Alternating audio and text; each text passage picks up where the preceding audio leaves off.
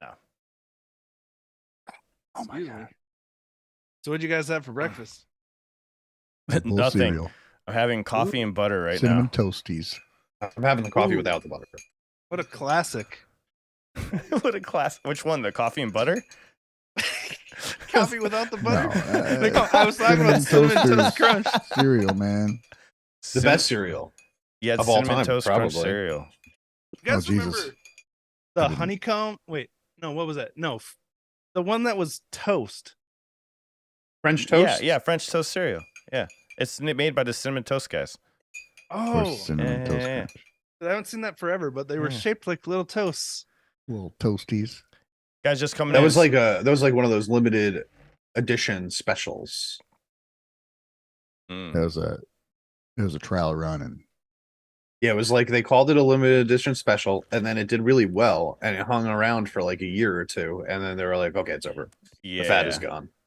Oh, that's what it's just this little blip in my childhood that I barely remember.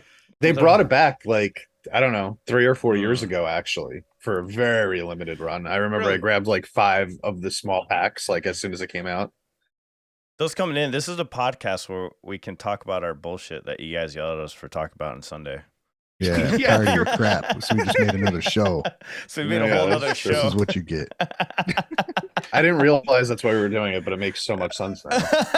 We're now doing more work. The funny thing is, we're still just going to go off topic on guys. we're gonna go off Let's talk topic. about nothing but Japanese music on this podcast. Oh my god!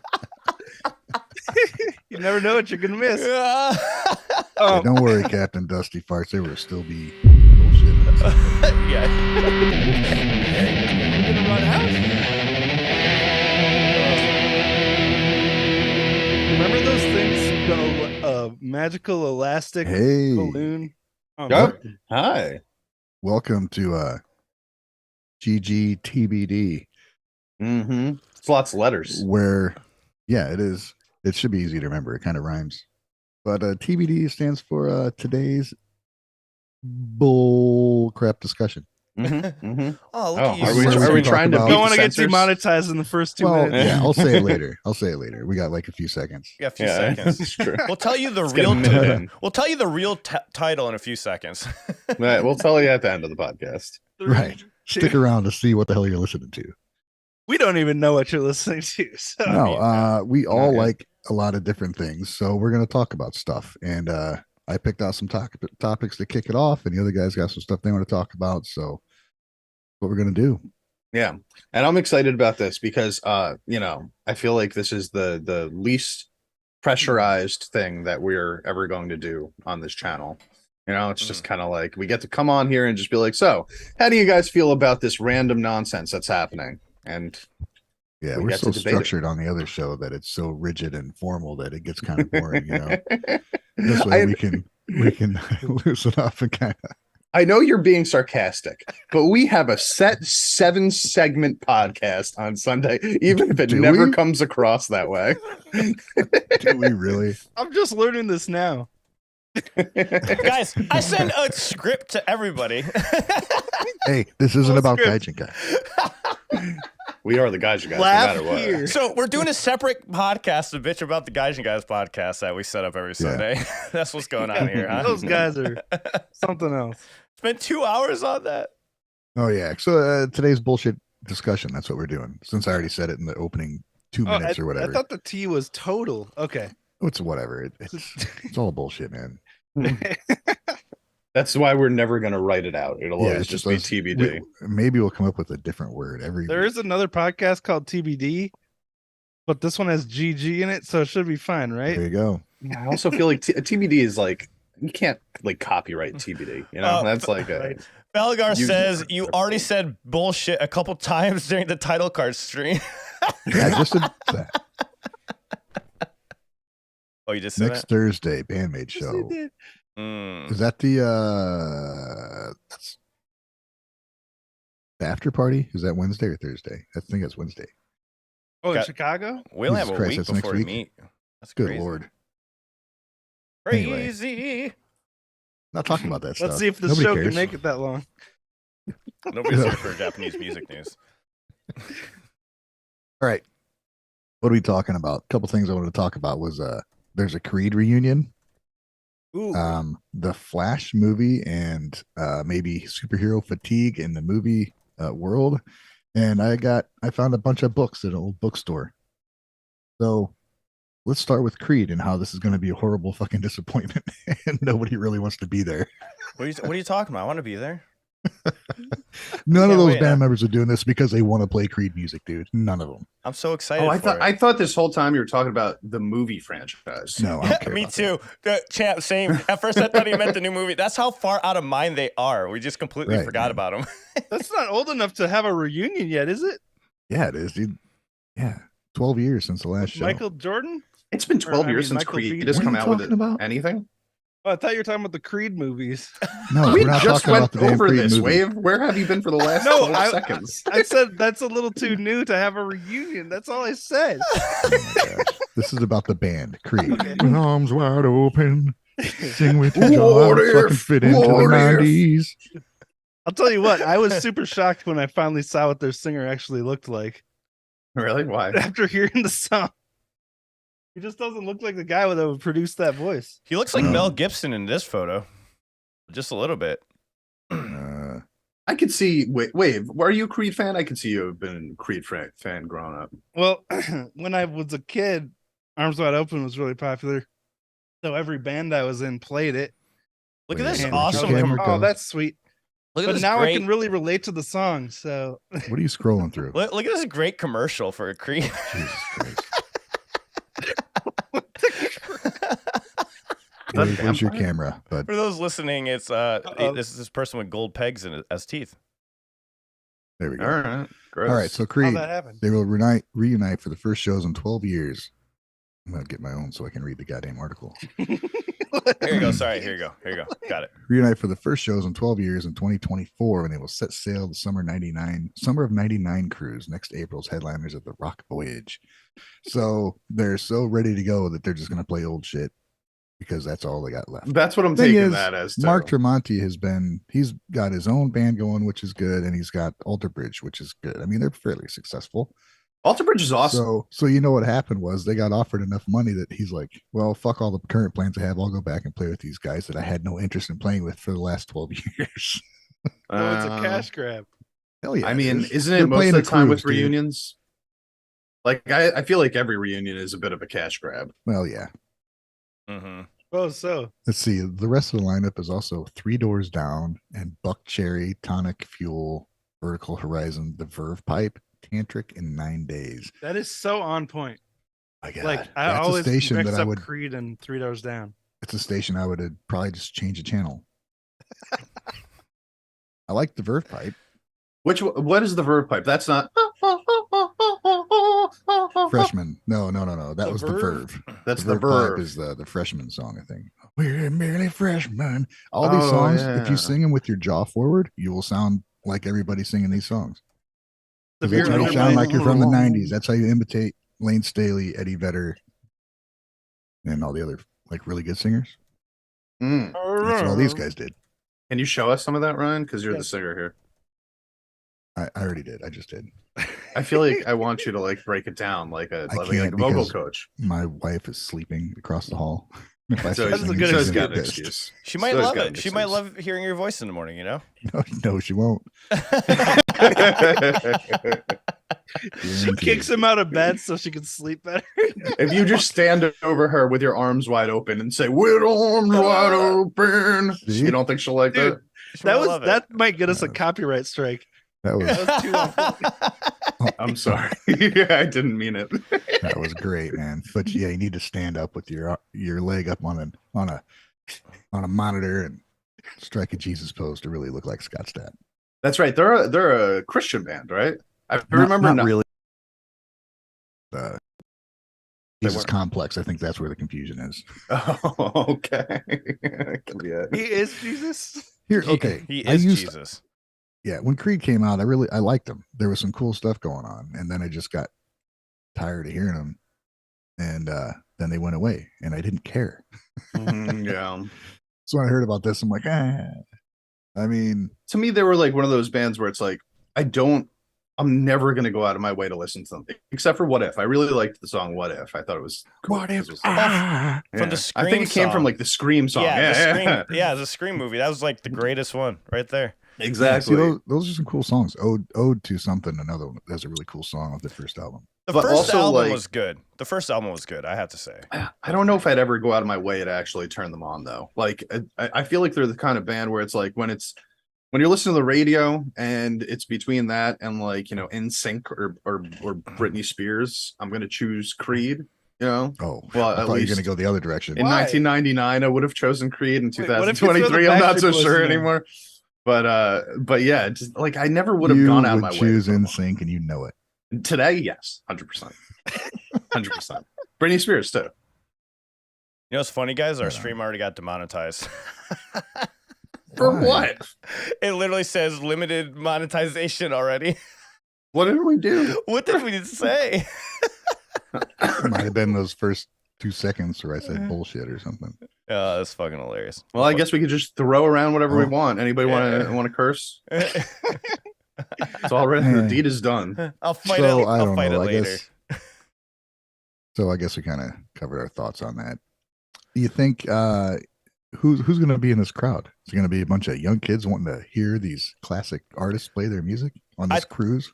I think it's gonna be a bunch of like people that want to relive their childhood, you know, growing up. Because that was what I was on the radio when I was growing up. So probably people, actually, yeah, people in our generation might go check Fuck, it man, out. I was going to say old, but that's literally my age because I grew up with these assholes. This is horrible. I'm the target.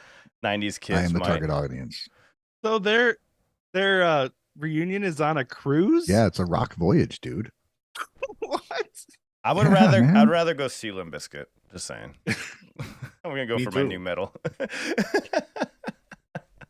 Who would It's you funny, rather too, go 'cause, see, like- Ryan? Limp Bizkit or Creed? That's a good question, actually. I would literally rather go down to a shitty bar and listen to Wow. whatever is playing than go to either one of those shows. You have no choice, Ryan. You only get Limp Bizkit and Creed. Who would you choose? Limp Bizkit. I'd go see Limp Bizkit Hell All right, yeah. all right, all right, That's my hell boy. yeah. That's my boy right there. because I want to break stuff. Fuck yeah. Me too. Yeah, I mean, at least they get you hyped up, right? Like they can get you hyped up. Yeah, They can yeah. make you want to go for a ride. Right? Yeah. Rolling. go for a ride. Mhm. Rolling. Yeah, Oh. man. Talk about how you want.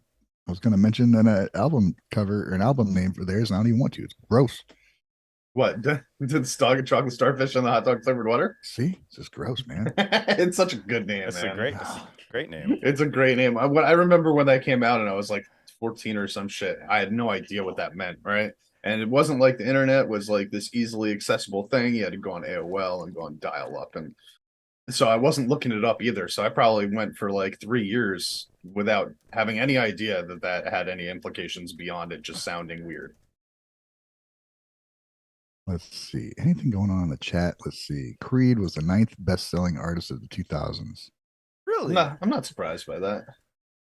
Uh, They were all over. It's like when you had when the radio was huge yeah. and streaming wasn't a big thing. They were like Nickelback. It was like, you know, wide open. you would hear Nickelback, you would hear Creed, you would hear like Puddle of Mud, like all over the place. Linkin I'll Park, give all you- over the place. I'll give you life. I'll give you everything. Okay, dude.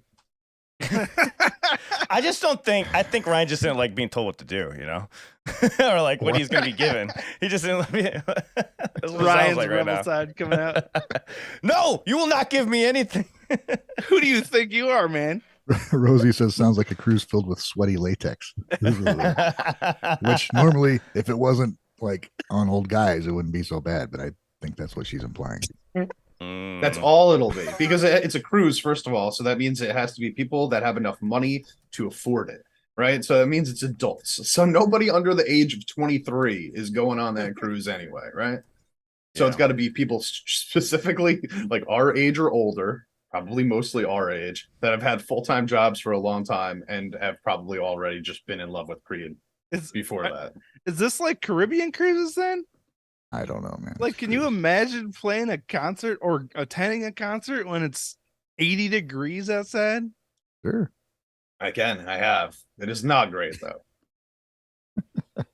I guess I'm just a wimp. Have you never done that, Wave? Have you never been like in a concert in like 95-degree weather before? Maybe when I was younger, but nowadays I would be like, No. don't think so. Post 25, I think I was done doing that also. But man, the amount of concerts, like festival concerts, especially that come around during the summer, it's like, it's like in New Jersey, we used to get all these metal shows, right? It would be like Sounds of the Underground and like, obviously stuff like Ozfest and all those would come around too. But you'd get like 4 or 5 different metal festivals showing up during the summer every year, and they were rough, man. I've had people around me just passing out from the heat, people just like, trying to keep their hydration levels up, just by drinking or forgetting to drink and then like just dry heaving and stuff like that. It's like it can get really rough out there, but like we were always willing to do it because it was just like, this was the thing to do, right? I suppose on a cruise ship, like water is free on any cruise ship I've been on. Whereas when you go to a festival, it's like $8 a bottle. So it's a little better, right? So I just realized right now too, this band Creed wasn't even together that long. It was just 96 to 2001. That's pretty fucking short. That's not even. I mean, you got to give them credit for that. That's like most bands don't make it till like after 10 years in, right? They blew up, man. 22 years hiatus. They got together in 96, or they were just popular in 96. They got popular in 97, so they formed in 96. 97 is when they blew up. So that's so. Then how were they the 9th best-selling rock band of the 2000s if they broke up in 2001? Because that's in the 2000s, genius. Well, you're telling me that they sold so many albums in the years 2000 and 2001 that they outsold every other band except for 8 of them from 2001 to 2010? Listen, the album Human Clay, the album sold 11.7 million copies to date. Yeah, and then Weathered. Date. So that's an extra 24 years, or not 24 years, 20 fucking 1 years, but you know what I mean. They sold a lot of albums, but that's also let's see. That's when streaming and file sharing, all this shit is coming on and fucking up the industry. So Well, listen to this: the release of Weathered. Exactly. The access for. Well, that's around the time I started recording, because like all of a sudden there were all these options for sharing your music, like YouTube, SoundCloud. There was this one, I can't remember what it was called, like Reaper.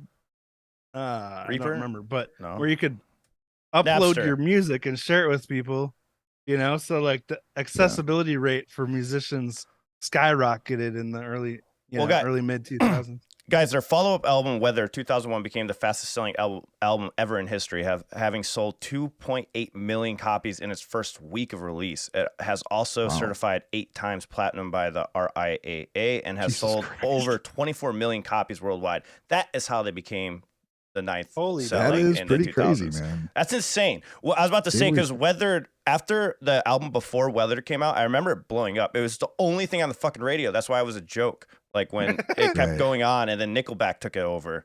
You know what I mean? It was like, and then Nickelback got fun for sounding like Creed, and then taking over the reins, and so it makes sense that they were that big. It does, yeah. I think they're bigger than even I remembered. Like I was aware of it, and I learned stuff. Like I liked the first album, then I got tired of them. But yeah, they were freaking huge. Also here, so good for them. They're gonna get back together and make some money and. Yeah. It was the second highest selling album of 2001. Second highest album. That's crazy. They don't write any new music. What did they do? Yeah, if they did come back with like a fresh album or even a single, that would be cool. Would it? I mean, cool in a very specific way. Yes, it's possible. Like they're making an effort. All right. Let's move on from Creed. How about you guys still interested in seeing superhero movies? Yes. No, I'm not. Yes. I know superhero fatigue is a real thing, but I have not felt it. Wave? I've seen a lot of superhero movies over the past couple of years and disappointed a lot. I think after Infinity War, everybody should have just like stopped. All right, that's enough. That was a fantastic series. Let's just move on. So my problem is DC has really, really botched most of their movies lately, and I love DC. I love the comic characters. It's like my favorite out of the. I mean, it's basically DC or Marvel, you know. I like DC, but they started meddling with how their movies are being made and everything, and the whole Zack Snyder and all that stuff, and they ruin themselves. And then the pandemic hit, and then delays. So you got Flash, who was supposed to be a big, huge movie that's going to change the whole universe of DC, and it was what, 5 years late? Or Yeah, I 10 think they years? started Close to working 10 on years? like 2014 or something, right? Yeah, so close to 10 years. And in the meantime, Ezra Miller had a bunch of mental problems, mental issues, had some physical altercations, got arrested, and didn't do any favors. So now you got this huge movie coming out that came out, I guess. Is it out yet? It's out. Yeah. And with this, the star of it is a guy that everybody was sick of hearing about. And I can't I'm believe gonna they say kept Warner it. Brothers probably could have done a lot better with Damage Control. Like, hey, we need to get him help right away, you know, whatever. But they just kind of let him fucking go to Hawaii and break into people's houses and shit. It's like they just kept getting news like, oh well, I guess we'll just keep moving on with the movie. So anyway, you got Michael Keaton in this movie. That's the only thing All, I'm like, excited about, by the way. Several Batman. I think that's the only reason anybody that went to see it saw it, but not very many people did. I haven't even seen it yet. Cameos. I haven't even seen it yet. I did see the end thing where all the cameos happened, and so I'm pretty disappointed with that. But I think, I mean, if they were to make another, I don't know. I'm kind of tired of it. Yeah, I know, like the last movie, The Batman with Robert Pattinson was really good. And I'm looking forward to follow up with that. But this whole shared universe, huge story arcs planned over the 10 years needs to fucking stop. I thought that Batman movie was so boring. I did not like it. I liked the acting in it. I'm sorry. I liked the acting. It was amazing. Just it dragged it out. Like I didn't like the storytelling, but I loved the acting. Like he was a perfect Batman. It was great. Like loved all the acting of everything. It just dragged out. I don't know if that's just my attention span. I just thought the story was too fucking slow. I'm like, come on, guys. Like, but the acting was amazing. Quicker. Yeah, could have moved along quicker, but yeah, I like the ideas in it. Were really good. Exactly. I enjoyed it. I enjoyed it in the theater, which is a big thing. But there were like some little nitpicks I had later with some of the decision making. Like, what the heck are you doing right now? But otherwise, I did enjoy it when I watched it. So well, we have everything would have been an upgrade over Batman versus Superman, right? Yeah.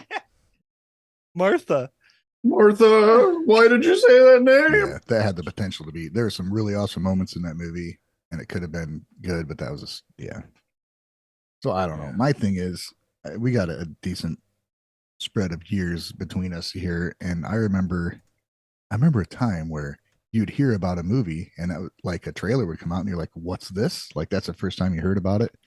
So you didn't know shit about it. You saw a trailer, you're like, "This looks really cool." Then you go see it, and then you'd be disappointed or not. Now you know about it 5 years in advance. All the bullshit that we never knew about with movies, now we all know. Yeah. Director changes, writing issues, actors being stupid. And so by the time it comes out, we're already fucking tired of it, man. Yeah, it's true. I mean, with this one, I haven't seen Flash yet either. I guess none of us have actually seen Flash. Like I said earlier, I did see the microwaving baby scene, which was hilarious. But I feel like okay, so there's a couple issues with DC in general. Like obviously there's the whole superhero fatigue in general, mostly due to the Marvel franchise, I think. Even though I like a good chunk of the Marvel movies, there's still, there's a lot of little things in between that are just like not worth watching, and it contributes to that fatigue.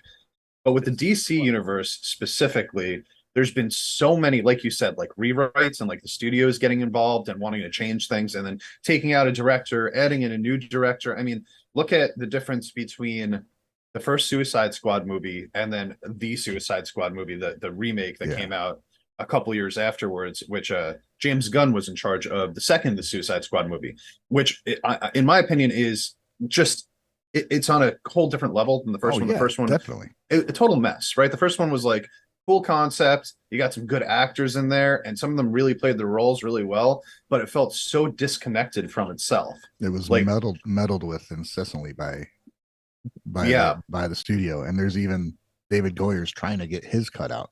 The same thing. That's with okay. So Justice League was a horrible fucking movie.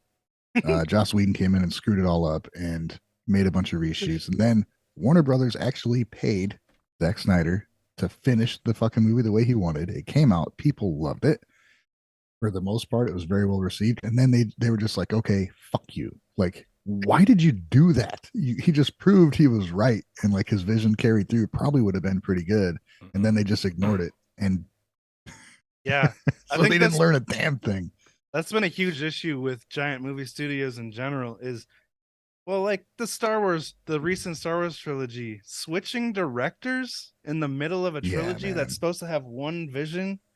And like you could tell the second movie took it in a complete opposite direction than the first movie set up for. Yeah, it was clear. And then the third movie, you know what?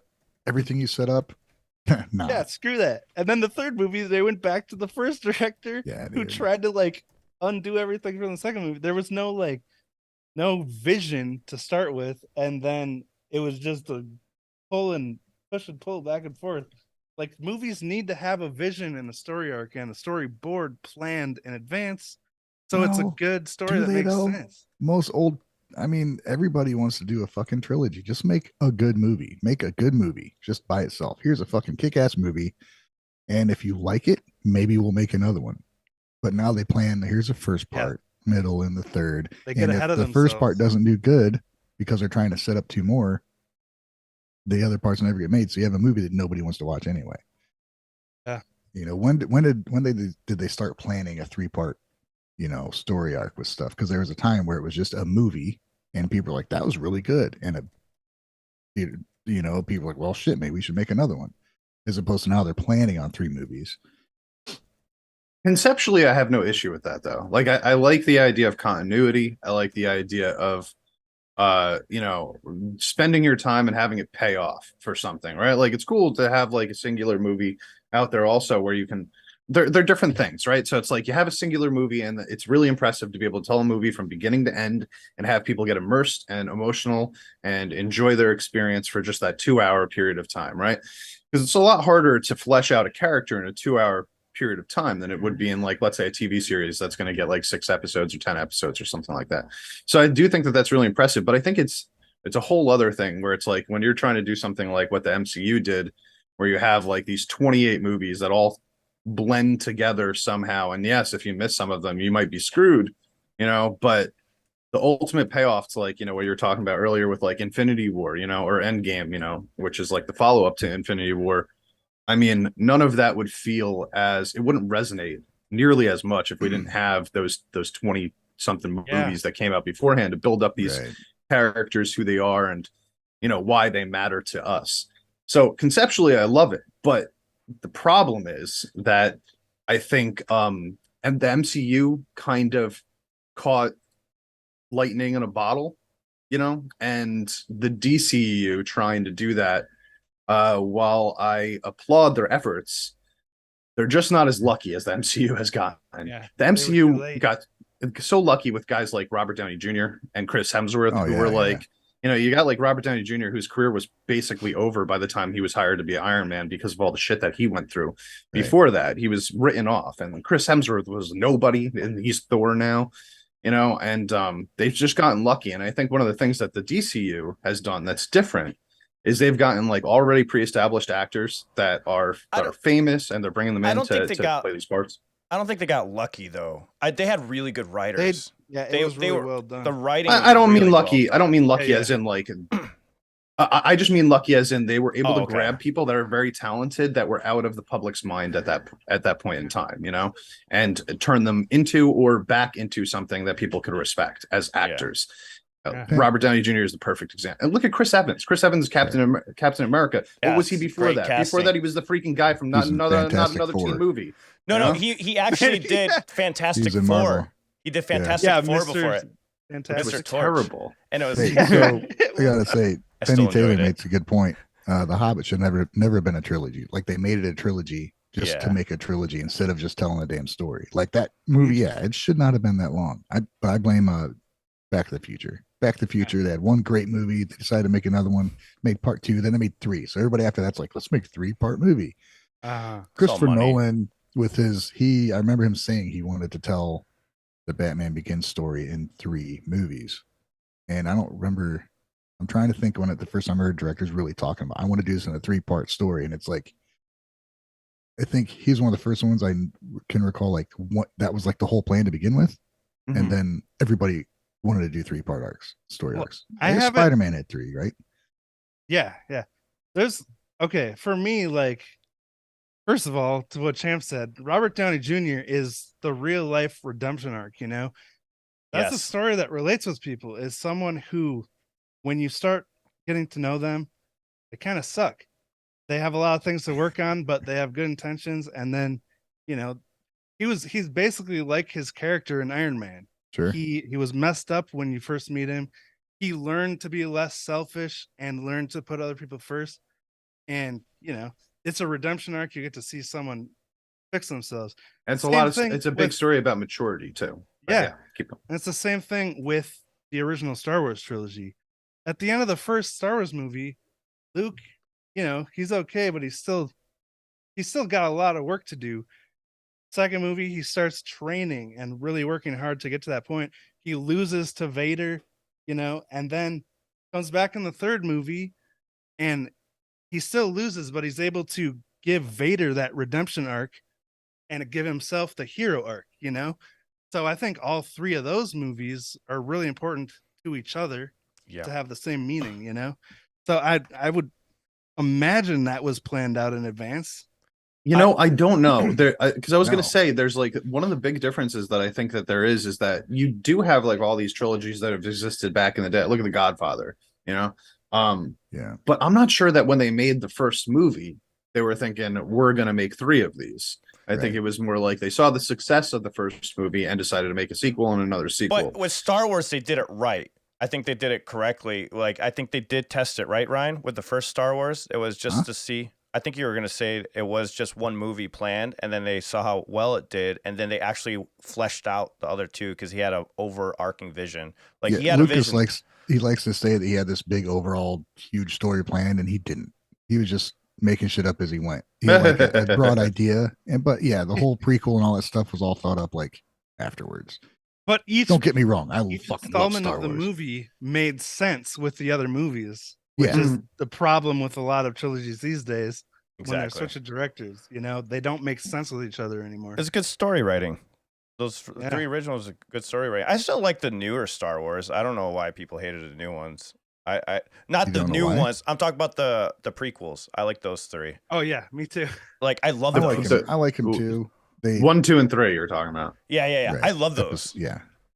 I actually hate the newer ones though. I don't like the newest ones. There's the new and the newest. Dude, Star Wars would have been the easiest thing to like make a new movie. You have such an easy template to follow, and these guys are like, well, let's make fucking Luke Skywalker be a dick and suck from the teat of some goddamn alien. Why, dude? Why fucking do that? Are you which I don't even know what you're talking about anymore. Luke drinking the blue milk out of the titty. Rise of Skywalker, whichever one it was. Those are the newer ones, right? See, the ones I'm talking about is like that was the Last Jedi. Yeah, see, I like I don't like the new 3, the last 3 that came out. I'm not a fan of those. But I did like, I remember people were like Phantom of the Menace. I remember seeing that as a kid. I was like, this is the best movie ever. And then y'all are crazy. So freaking cool. Usually people I watched it again. I still liked it. Like, I still like those 3. I thought that were badass movies. Raise your hand right now if you've seen every Star Wars movie. I have. Okay, interesting. This is probably the first time this has ever happened to us. Yeah. So I just want to know.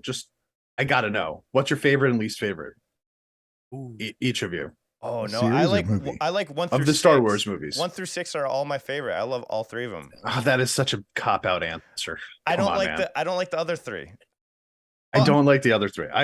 So you mean 7, 8, and 9? Yeah, 7, 8, and 9. I think they're dumb. They don't go with the story. There's too many loopholes, and they'd ruin all the heroes from the past. Yeah, and they ruined everything. Yeah. Like, I don't like them.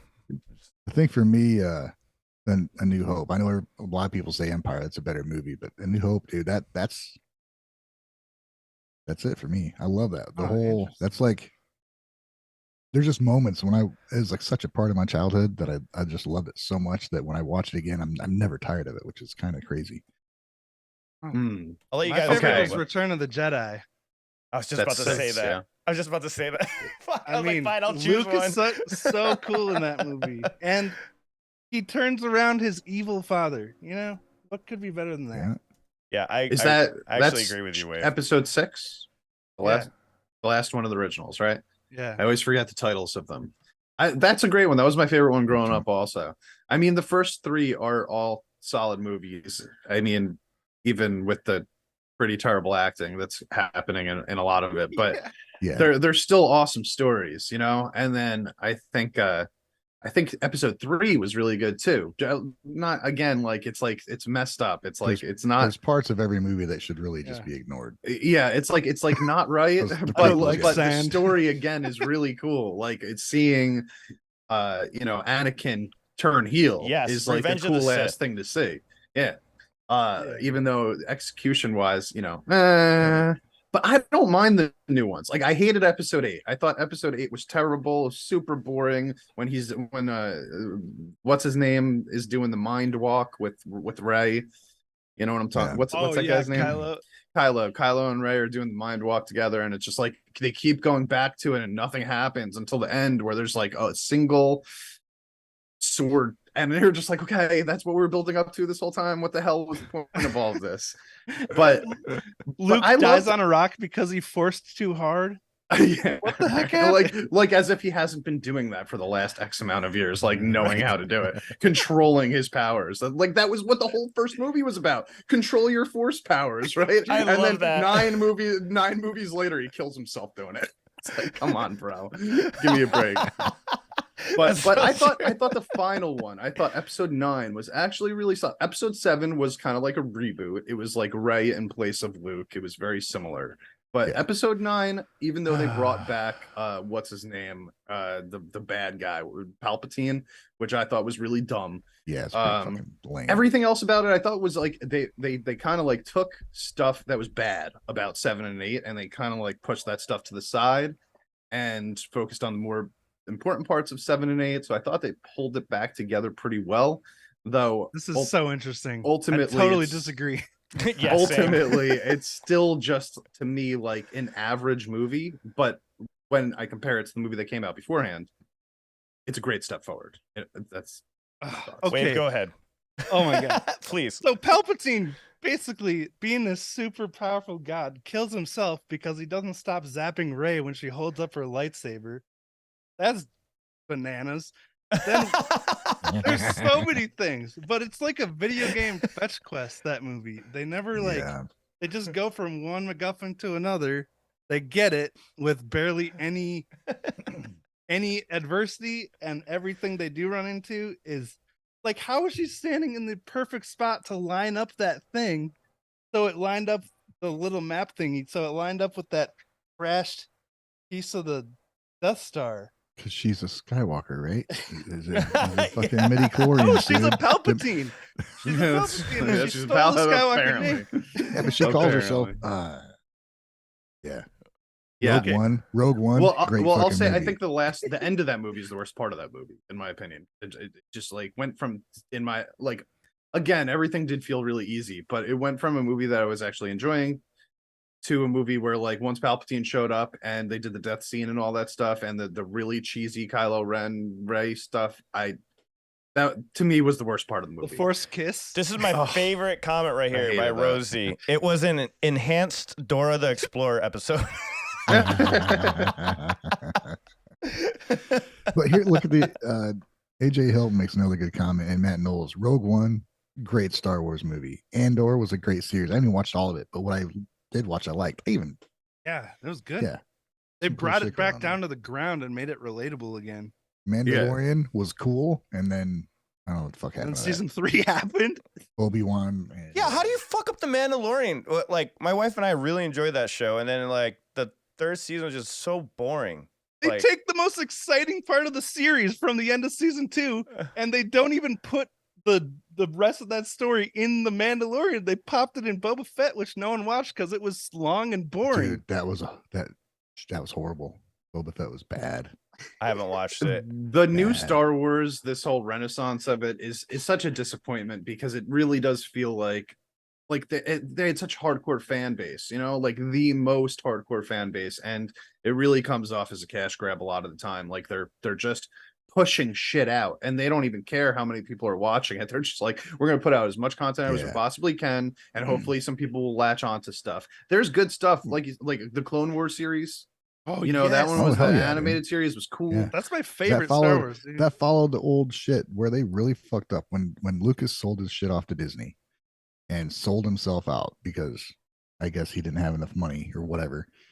$4 billion. Here's the thing: he could have kept it under his name and guided what people wanted. Whatever, he had his own reasons. I'm not going to fault him for it. When he sold it, and the first thing Disney did was say all the books and all the past they're not canon anymore. None of that shit happened. Yeah, that was Kathleen Kennedy. That was your first clue. Like, oh, so all this history has been around for fucking 30 years just doesn't matter.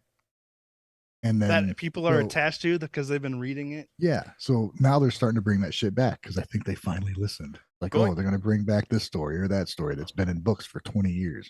Going back to the beginning of this conversation, Dusty made a really good comment here where he says, movies made by committee will always be trash. Directors and writers need to be allowed to make the movies they want, not what the studios want them to make. Mm-hmm. That's going back to the Flash thing, the thing that sparked this whole conversation. All the DC, everything in DC, that's just been flooded with that and totally ruined whatever they were trying to do. 100% agree. But I do want to say, like, it should be in theory changing by next year, I think, or the year after, because James Gunn did leave the Guardians of the Galaxy franchise to become the CEO of DC movies. And James Gunn is the one that did the Suicide Squad movie. He did Peacemaker for them already. The Suicide Squad movie is probably my favorite movie of the DC that's come out in the last like 10 years. And everything they did with Guardians was great also. Also, James Gunn is just a really good filmmaker, you know? Mm-hmm. So if he's in control of this 100% and the studio is not coming in and affecting everything, they're actually going to trust him to be able to do this. I do have faith that he could turn it around. They are starting fresh, though. Like, he is rebooting the entire realm. Yeah, I do feel bad for Henry Cavill.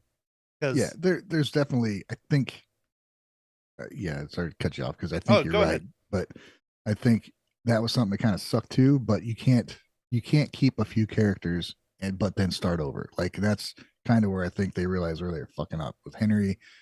Yeah, he could be a great Superman, and Gal Gadot could be a great Wonder Woman. But the last movie with her was fucking stupid too. I don't even know. Her first movie was great. The first one was, man. It was still, there's even ridiculous shit in that, but overall it was great. Did you guys see the clip of her in Flash? No. I heard about it. It's like barely there. What happened? I feel like you should watch it and just imagine that it is a commercial for Capital One. And you will be like, oh, it really is. That's what this is. What's in your wallet? I was hoping with the Flash movie. I haven't seen it yet, so maybe I should watch it first before I even like make an opinion on this. But I that's one of my favorite storylines in DC is Flash. It's like one of my favorite. Yeah, that's a great fucking story. The Flashpoint. Yeah, it's brilliant. It's brilliant. And they could have. Yeah, and then they had a CW show for Flash, and even though it was cheesy, I still watched it because it still kind of encompassed the story.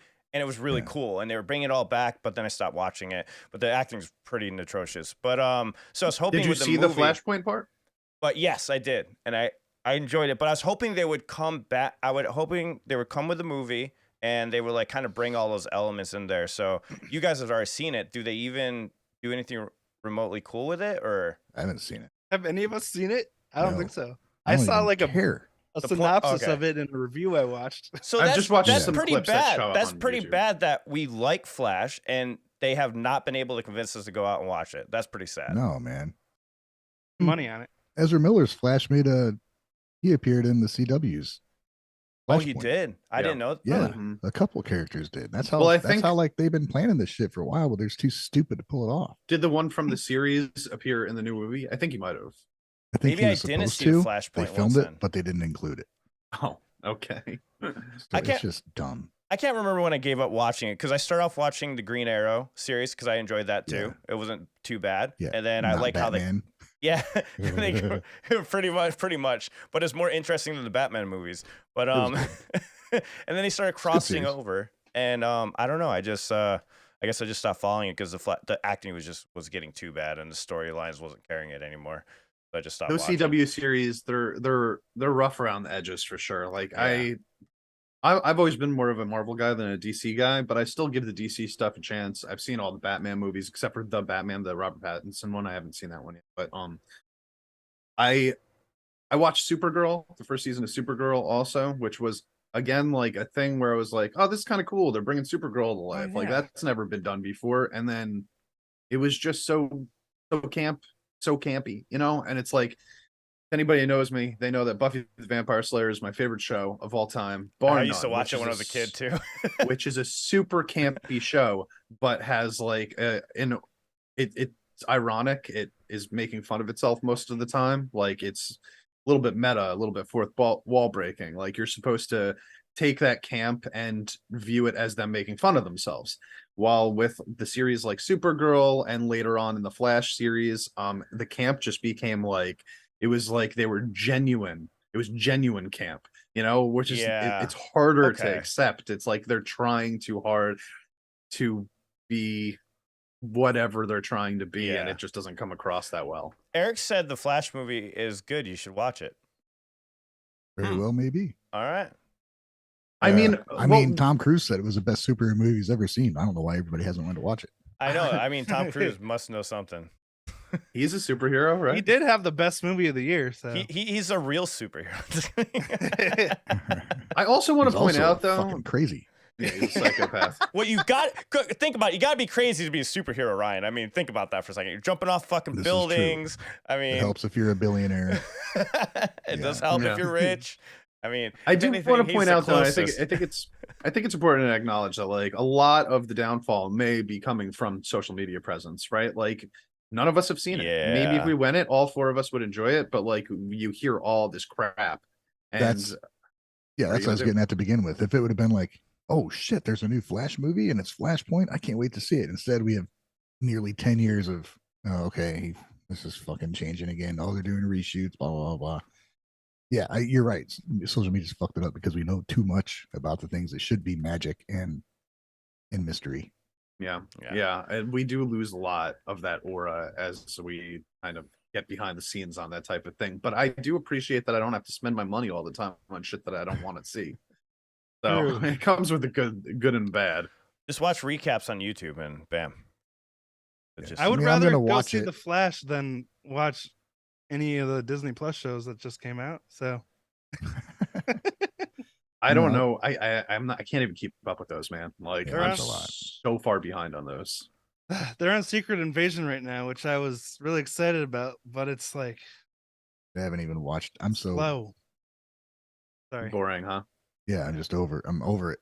Like they had one of the coolest series of movies I've ever seen, which was probably a one-time thing, having 20 plus movies or whatever. And then they try to keep going, like, yeah, let's just fucking milk this teat for as long as we can. It's like, dude, you did it already. All right, I want to take a small movie idea and stretch it out to like the size of the universe. I gotta give a little pushback on that though, because you're right that Endgame would have been like the perfect place to end the MCU. Like that would have ultimate culmination. Iron Man, Captain America, they're done. We're through their stories, and it was the perfect send off, right?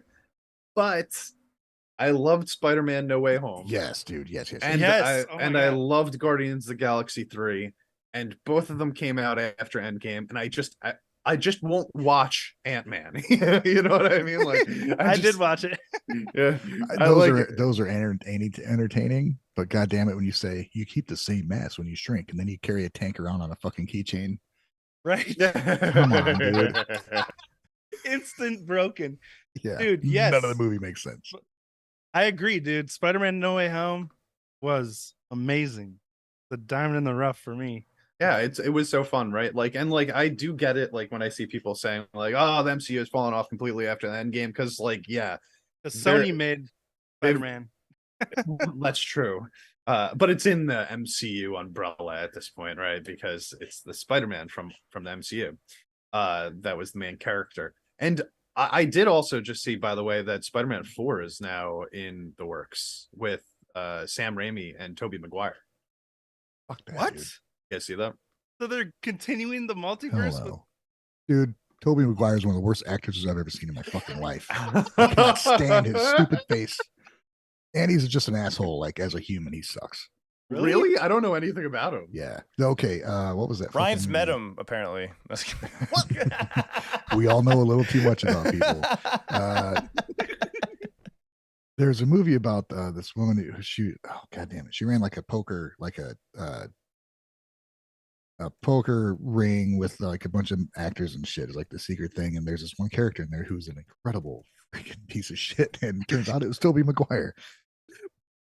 So yeah, I mean, dude. I don't know. I just think he's. I like him as Sad. Spider-Man. I think he did great as Spider-Man. I don't care. When I saw He's a the good first Spider-Man Spider-Man. movie, I was like 10 years old, and I was obsessed. care. I was literally crawling around on the ground like Spider-Man. I was so sad when going- Tobey wasn't doing any more Spider-Man movies. I thought he was a good Spider-Man. I don't like him in anything else. Just Spider-Man. That's it. That's all. What I about want to see, man. Seabiscuit? I was about to I've say never seen it. Seabiscuit. I've never seen it. Never seen Seabiscuit. I think he won like an Oscar or something for that. But I also kind of agree with you, Ryan. I don't know anything about his personal life. Spider-Man's my favorite superhero. So I watched those movies like you, Wave, like over and over and over again. But I always thought he was a great Peter Parker and only like an okay Spider-Man. And then like those amazing Spider-Man movies came out with Andrew Garfield. I felt the complete opposite. I was like, this guy's a great great Spider-Man, but a terrible Peter Parker. Yes. Yes, And- I agree. 100%. Yeah. And that's why I like Tom Holland the best, because I think he's got the best of both Same. worlds. I think Yeah, that he nailed it. is. And he's the right age. Or I- he looks like the right age. I looks love like that it, they yeah. brought all three together, man. I thought the whole multiverse thing is cool. That was so cool. That I was like so seeing cool. that. And Tom Holland is like an actual gymnast too, so he does his own stunts. Because like the stunt work in the other movies, well, I guess the Andrew Garfield one they had CGI. So Don't they tell made it me look it's not pretty real, Wave. Don't But tell like me. you know the practical effects in the Tobey Maguire ones. Alan, like, I got especially stuff to tell you when about his head is superheroes, like man. stiffly sitting there when MJ's around his neck and his head is like so stiff and he's just swinging. But Tom Holland, you know, does like his own flips and jumps over cars and stuff. I mean, there's still some. Yeah, he does as much as he can. Yeah, he's not Yeah. a superhero, but Yeah, the movie I cool. was talking about is called Molly's Game, and Michael Cera played the character that was supposed to be Tobey Maguire. It was a pretty good movie, but really, Michael Cera's really good at playing a douchebag too. he is. Yeah, probably a reason. Yeah, it makes me wonder about. We got to separate the art from the artist, guys. Like we got to remember this. Scott But damn, Pilgrim's dude, like one of my all-time favorites. after seeing Michael Cera and This Is the End, you know, doing coke while a girl is sucking his ass and he's God sexually damn. harassing. I walked Rihanna. out of that movie. I couldn't handle it, dude. Oh my god, I love During that movie. Wave. That What- one scene. What movie? Which one? This Is the End. I don't know what you're talking about. It's a Seth Rogen, James Franco movie. Oh, I thought it was just Jesus. gonna be like a Let's Get High movie, but it was like really dark. No, it's about the apocalypse, and they murder every celebrity in the world. It's pretty hilarious, honestly, watching like Michael Cera drunk and high off his mind, screaming about losing his phone and then getting impaled by a spike. It's good times. Spoilers. All right. So anything That's the that first wrap up 10 the- minutes of the movie. We should probably wrap up the DC Flash fail here. Yeah. Good conversation, man. There's a Yeah. lot to talk about there. Yeah, it's fun. Yeah. All right, what's Yeah. next? No, Anything no. else you guys want to talk about? Was that the final thoughts for that one? The DC Flash thing? That was it? We basically so. I talked think about all of. All right. I think we Let's covered talk about- moviedom. Unless you guys want to bring up, if you want to talk anything else about movies, have any of you guys seen Barbie or Oppenheimer? No. Oh, can't wait to 'Cause see the Oppenheimer. Barbenheimer. No interest in Barbie, and I want to see Oppenheimer. Same. I feel the opposite. No How interest about in you? Oppenheimer. Want to see Barbie. Well, okay, let's I'm hear not it. surprised. You shouldn't be. I don't try to hide these things. Yeah, I mean, listen, I had zero interest in Barbie before, first of all, seeing the first trailer where they did the Apollo 13 thing. Did you guys see that? It was like or not Apollo 13, I'm sorry. They did the Planet of the Apes thing, where she was like holding up the baby doll and like threw it up into the sky, and they're like bashing it. Oh yeah, With clubs and stuff like that. That intrigued me. But then when I heard some of the reviews talking about how it's like very well, one, they taught, you got half the people talking about how it's like a feminist propaganda nonsense, and then other people talking about how there's like these super deep messages that are kind of underlying about like the presence of Barbie and how it had a positive and negative impact on like girls growing up. Like, Right. I did see one scene where the Barbie is talking to like these three teenage girls in like a restaurant, and she's like kind of like, hey, I'm Barbie, and they're like, do you know how much damage you've caused to this world? And she starts crying. Like, it is like a really like, I felt bad for her in that moment. And once I started finding out more about the movie and how it's more about her trying to like accept what she has done or hasn't done and how it affects the world and how she wants to change it, that's a more intriguing prospect to me. Sounds like a big old downer, man. What the fuck? Yeah, but I like that, man. Like, that's what I want out of it. I don't want it to just be like a silly, goofy. Like, I want them to go into like, because there is like a long history behind it. I don't know any of it, but I've been learning about some stuff over the past couple of weeks, just hearing about these stuff. So at least they tried to add some depth to it, and that's what makes me kind of intrigued in seeing how they actually, executed it. If Ryan Gosling wasn't in it, I probably wouldn't even bother. But I like him so much as an actor that I will watch the movie. But I'm not like real worried about watching the movie. Yeah. Margot Robbie's good. I mean, I don't know. Whatever. Oppenheimer, I mean, if you don't like historical shit, I guess you really don't give a fuck. But What's Oppenheimer? It's my first time hearing about he's it. the father of the atomic bomb, basically, but they're showing it from his perspective of having to deal with the fact that if he doesn't do something about this, we will be in the threat of Japan from their atomic bomb. So we had to do something to counteract some shit, and it wrestles with the fact that you're doing something that is made to destroy basically everything, but if you don't, everything will get destroyed. So it's like this. RDJ's in it. Yeah, and it's Christopher Nolan movie, so I'm down. I mean, there's a lot of other Robert Downey Jr.'s in it. Matt Damon. Yeah. And Emily Blunt. I do want to see this. This looks like sounds good. We watched the trailer, I think, 2 days ago, and Josh Cillian Murphy. Movie we're gonna see. I mean, they're all. I don't want to see actors. Barbie though. Sorry. Cillian Murphy, who's playing Oppenheimer, he's been great in like everything I've seen him in. So, should be interesting. I do find that interesting, the idea of hearing it from his perspective, because it's during the Hiroshima this is what led up to it period. Yeah. So it's like he's basically making the bomb for that purpose. And like the idea of coming at it from like, we know the history already, but we're going to be seeing it from the perspective of, the person that thinks that they're doing the right thing in that situation. Yeah. Which is not really like that's the thing about it. Like, yes, it's the right thing, but he really didn't want to fucking do it.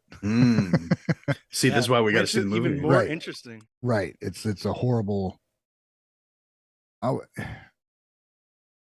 went to Hiroshima when I was over in Japan, and it was one of the most disturbing and beautiful places I've ever been.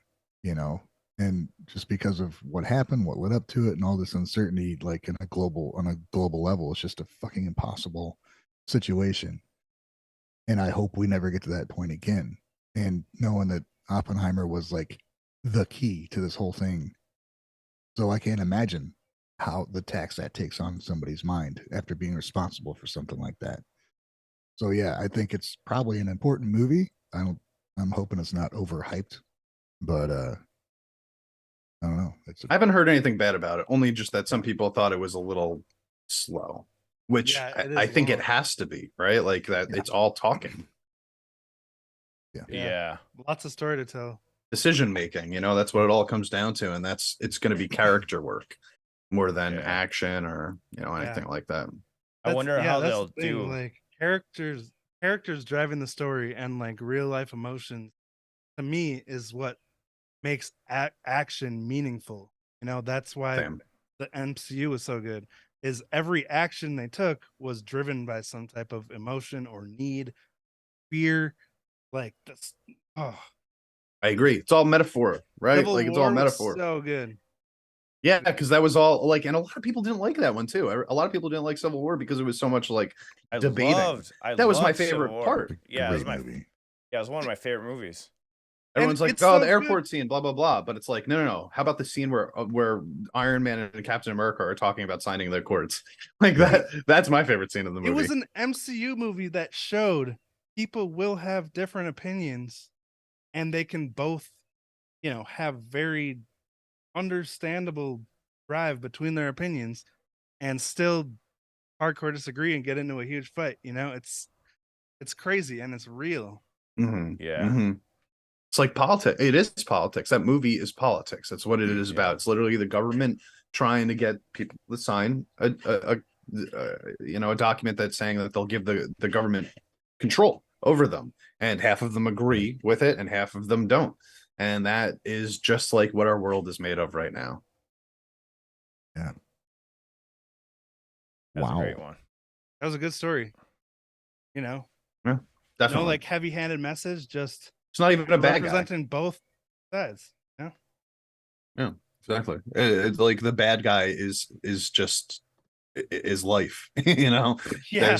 There's like a kind of a bad guy that's like kind of putting stuff into motion, but he's not the main antagonist of the movie. Yeah. Sure. Well, cool stuff. Okay, now I think we've covered all the movie stuff. Now we got it. All movies in existence. Yeah, right. All right. Well, I don't know how to transition into my other topic. I just had a bunch of books I found at a used bookstore that I thought were pretty interesting, but Hey, that sounds interesting to me. Well, I sent What did Alan, you you got a find? picture of that? Yeah. Let me pull that. I like to read. You guys read any books? Just for fun? What was the last book I read? I read Good Omens about 5 years ago. That was the last book I read. And I loved it. I loved it wholeheartedly, but reading is hard, man. These look like very little books. I was expecting they like are. They're giant small. Here's Little my hand for a scale. Oh wow. So you can put in your pocket?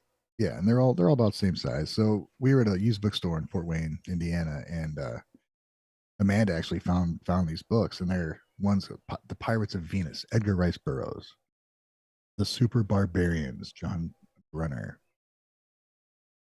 They Shall Have Stars. So this one is the oldest one, and it's actually a story from 1934. And the thing I do with books is when I go to read it, if the first line doesn't grab me, I'll give it a chance with the first paragraph. But if it doesn't, I just won't read it. So I want to take this as Pirates of Venus from 1934. Okay. Here's the first line. I haven't read it yet. If a female figure in white shroud enters your bedchamber at midnight on the 13th day of this month, answer this letter. Otherwise, do not. Yeah, you got me. Yeah, right? same. What the fuck is this about? I'm ready. Keep reading, Ryan. We don't need to talk anymore. New podcast. Ryan reads a book. Yeah. Yes. Tell us a story. That does sound interesting. It's like what you're doing with books, what I used to do with like albums when I go to like the record store back in the day when they still had record stores, and I just like, oh, here's 5 records of bands I've never heard of. I'm just gonna buy these and see how I feel about it because there's no such thing as streaming. Right. All right. So this one is we're gonna jump forward a little bit. It's 1962. The Super Barbarians. Let's see how this one is. It's amazing how fast a legend can grow under the right conditions. 50 years since the armistice, not more than 25 since the Great Grip began to relax a little, a mere 10 since Earthmen were grudgingly accorded rights on Qualavara. Yet already the equation automatically balances itself in the mind. Earthmen on Qualavara equals a fabulous acre of Earth. No, you lost me in the first couple. There's too many words that I don't know what they mean in the first sentence. Yep. You gotta sprinkle that in throughout. Bro, I'm at a kindergarten reading level. Come on. Join me on Patreon. I'll read The Pirates of Venus.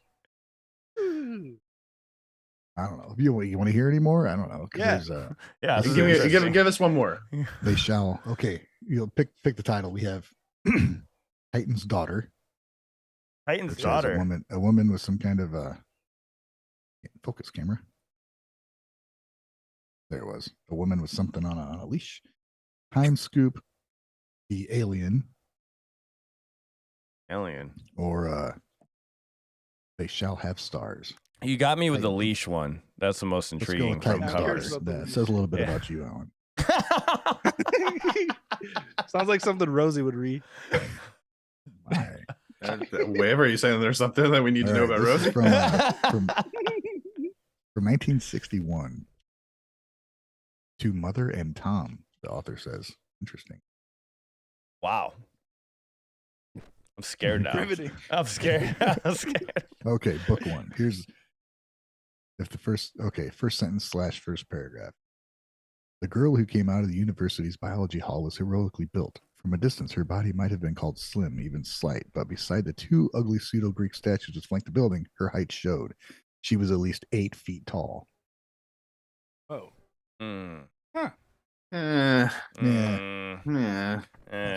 I'd go back and read the first book. Yeah, first one. Yeah, first one's first doing one better. Go back and watch the first episode of Attack on Titan. Yep. All right. So 1 out of 7 ain't bad. That's cool. These are little bits of history because they're all pre moon landing. That's interesting. So it'll be interesting to read through and see kind of what takes are on space. And because there's one I was reading, it was talking about a bridge being built on Jupiter, and it was cold and gaseous. It's like Jupiter's all fucking gas. So it's just like wild. Yeah, because they just had no idea. Right. It's gonna be interesting. People had true imagination back then. Yeah. Well, I mean, there's a lot of people that if you ask today, they would say that we've never been to space anyway, so they might still feel the same way. Yeah. Honestly, I'm waiting for them to just like give up on space and just go down into the freaking water. It would help if we knew more about our own planet. Like, there's so much crazy. I've been watching, like, on Twitter. I follow this account, like Strange Animals or whatever. And one of them was posted today. There was like a rare sighting of these sharks. They're called like it starts with a B something sharks or whatever. And they have like they have their skeleton all the way up to their mouth.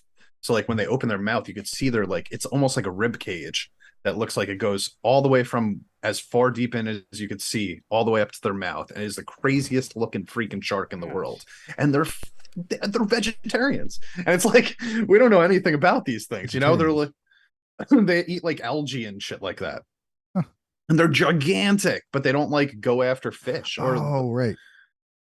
Basking? Basking shark. That's it.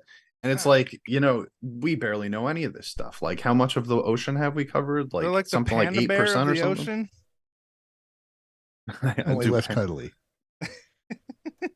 Yeah, but there's the seven-gilled shark out of Iceland. They live like they've seen them live to be like fucking 400 years old or something like that. So guys, there's some crazy shit out there. It might be shocking to find, but only 5% of the ocean has been explored and charted by humans. The rest, especially its depths, are still unknown. So yeah, that's insane, man.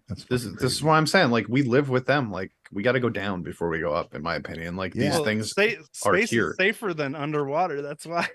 Yeah. Well, because of the spaceships, right? Like, if we didn't have spaceships, that wouldn't be the case because you would just die immediately.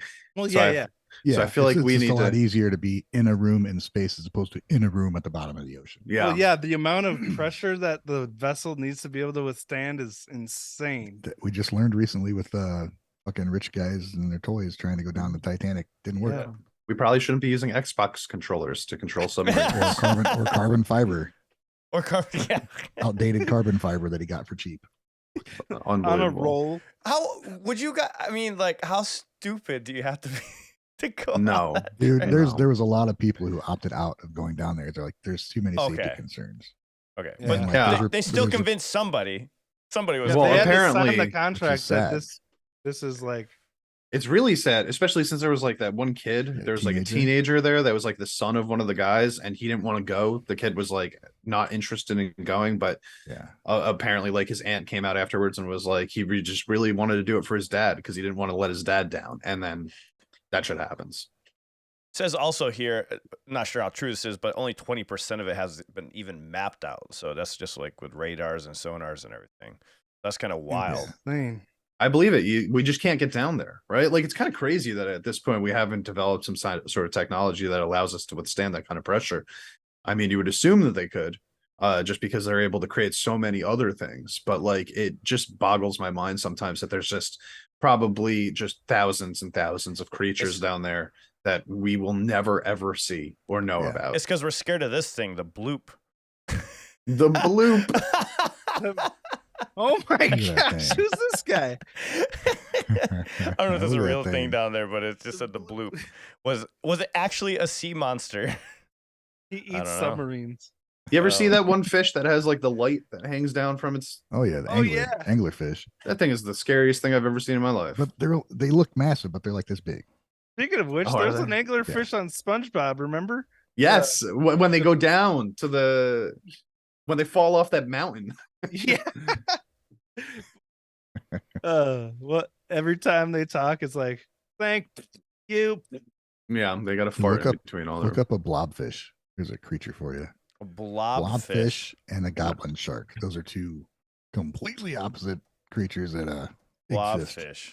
All right. Blobfish is awesome. It literally What looks the like a I've blob. never fuck heard of They're is so this? fucking weird. What the hell? Is that a beluga gone wrong? Look at that little guy. Oh man. I'm so sorry. All right.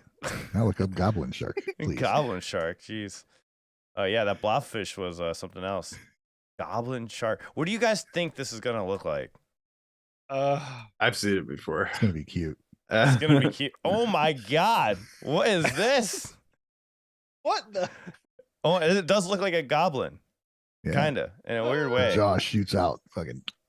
That is Horrific. crazy looking. Those are two things that exist down there in the bottom of the sea.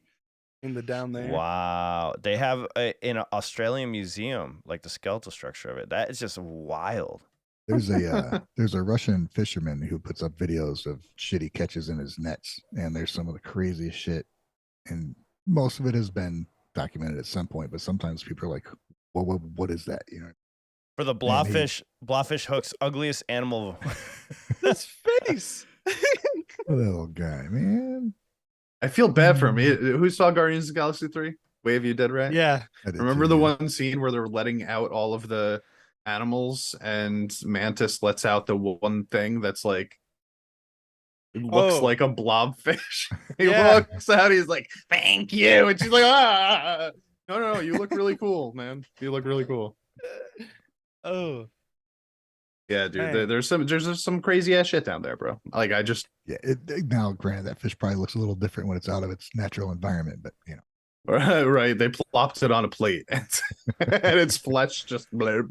It's Well, probably- if it wasn't on the bottom of the ocean, it'd probably be even bigger. Yeah. Even blobbier. Maybe when it's floating around, it like expands and it's like circular, like a regular fish or something. But like you take it out and it's just like, blip. That's Oh. wild. Yeah, there's just some crazy nonsense. Look down at there. this. Look at this fish right here. Oh no. Oh my. Oh I'm wow. looking at. Good Angler Lord. catches strange dinosaur-like fish with bulbous eyes. Look at that eye. Ugh. That's the whole fish? It's just an eye. That's all it is. Well, there ain't a lot of light Cyclops. down there, man. You gotta absorb yeah, as true. much as you can. Gotta take in light. yeah. He's taking it in. All right. But the thing's mouth eyes goes all the must way to be the back of the burning. body. Just- Yo, I gotta send you another video to show on another fish here that I saw the other day because this thing is freaking so weird looking, bro. It's got like human eyes. Here, hold on a second. Like it looks like it's thinking, and I'm just not okay with that. Here, I put it in the disc. Oh wait, that's not right. Penny says, "Oh, tardigrades are amazing." Is that a fish? Tardigrade, Tardigrade? no, it's a microscopic creature that can live like in space, depths of the ocean. It pretty much is immortal. What? Also known as water bears. Okay. Water bears? Tardigrade or water bear. Oh shit! Look at this thing. What the hell? Is this what you guys dude. talking about? Now, Oh, keep in mind this That is looks like a bed bug. Here, skip to 2 minutes. All right. Microscopic little guy. Yeah. So it's Microsoft. So that can live anywhere. yeah. They don't think they found anywhere where it can't survive yet. Yeah. Ant-Man accidentally blew it up. Be screwed. Oh God. Right. 一緒にやれるっていうのはなかなかできないですね。 What the 存在 hell? 自体の性質がそういう性質が That looked like a human face. It's got like a human face and a giant thing sticking out of its forehead that you could like grab onto. Didn't look like a human face to me. Can you see that again? It is right. だ Okay. けど信頼感がそういう性質なかなかできない。 Look at that. He's got lips, It bro. looks like he Yeah, could sing that for looks like a Creed. human face. Lots of fish got lips, dude, but they're What? Name another fish with lips. a fucking Hey, goldfish. What are fish lips? Wait. Goldfish have lips. Wave said it perfectly. It A looks like bat? he. Wave said he could look like he sings for Creed. Perfectly said. The fins wide open. Swim through the. Yeah. Now there's a fish with like human teeth, human looking teeth. There's That'd a be few crazy. of those. A mermaid? Look up real life mermaids. It's a manatee. Did you All say a right. manatee is a real life mermaid? All right. Don't shame the manatee, man. I'm just saying. I don't know if any princes are gonna, marry a manatee Some people marry some weird shit. because their beautiful voice. That's true. Yeah, man. They're sweet. They got good personalities. Yeah. How do we get to the marine biology I don't know. section of the podcast? This is the marine how we got biology here. side of This is it. what happens when we don't have any rules. Yeah. I'm not complaining. What else do you want to? Anything else on that, guys? Nothing. We're done. End Okay. the stream. All right. Does anybody else have anything you want to talk about? I kind of wanted to bring up Doja Cat. Yeah, I was Oh, say yeah. we have the thing in the title about Ariana Grande and SpongeBob. Okay, let's talk about that first because this is just funny. So apparently, Ariana Grande, the funniest. Okay, hold on. Start from the beginning. Ariana Grande married to some guy. No idea who he is. He's like not famous, right? Like her 15th husband already, and the SpongeBob guy that plays not Tom Kenny, not SpongeBob from the show, the guy that does the musical SpongeBob, he married with the new baby. Apparently, within the last 6 months, both of them have left their respective partners and are now together. So it seems like Ariana Grande and SpongeBob are banging and decided to leave their past in the past and are moving on that way. Oh, so And- she was in the SpongeBob musical too? No, they Oh. worked on Wicked together. Oh, Yeah, the musical Wicked. fascinating. Yeah, so apparently that's like the big thing going on around right now in the pop scene is like everybody's wondering like did they cheat on their partners, like blah blah blah blah blah, and now Ari's starting to get that. That's like what the big deal's about. I thought it was Yeah, something kinda. crazier. No, that's what everybody's freaking out about because now the whole thing is like, is Ariana a homewrecker is what they're saying, right? Like that old term homewrecker or whatever, because now they're Oh. pulling up all these other messages from ex-girlfriends of the people that she's dated God afterwards damn. that have talked about how she was sure that Ari was cheating or that their partner was cheating with Ariana already. So now it's like you've got like these 5 or 6 women coming out being like, yeah, my boyfriend cheated on with Ariana Grande and left me for him.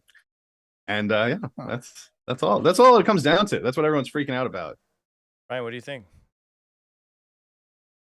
I don't care. I think the title of it is funnier than the actual story itself. Yeah, the Ariana story's Grande lame. bang SpongeBob is the best part. So this is SpongeBob. Oh wow, he kind of looks like Tom Kenny. It's an interesting choice for her. Does he have the voice too? Oh, he's a musical actor, so you assume that he could Oh yeah. do stuff. Catherine Just first, literally. Thank you. Next. Yeah, literally. She has that other song, "Break Up with Your Boyfriend Because I'm Bored." Like, Oh, she's God. been telling us the whole time, guys. I Don't mean- leave your boyfriend around Ari. Yeah. There you go. There it is. Invite him on the podcast. Hey, you might do it. Okay, but that's whatever. I'm more interested in the Doja Cat stuff. All right. So- Doja Cat. You guys know who Doja Cat is? Nope. Yeah. I'm aware of. I have no The clue artist, who yeah. that is. You don't know who she is, Alan? Nope. You never heard the song "Bitch I'm a Cow"? No. What the fuck is it? No. Bitch, I'm a cow. That was her OG work before she got famous. Was she the one that collaborated with Elton John? I am not sure about that. Or- But no, that was she's the one. become like one of the biggest pop stars in the last 2 years or whatever. She does that song "Say So," which Oh was yeah. like #1 for just like a whole year or something like that. And she came out and So she Doja Cat responds to fans asking if she can say she loves them. I don't though, because I don't even know you all. Yeah.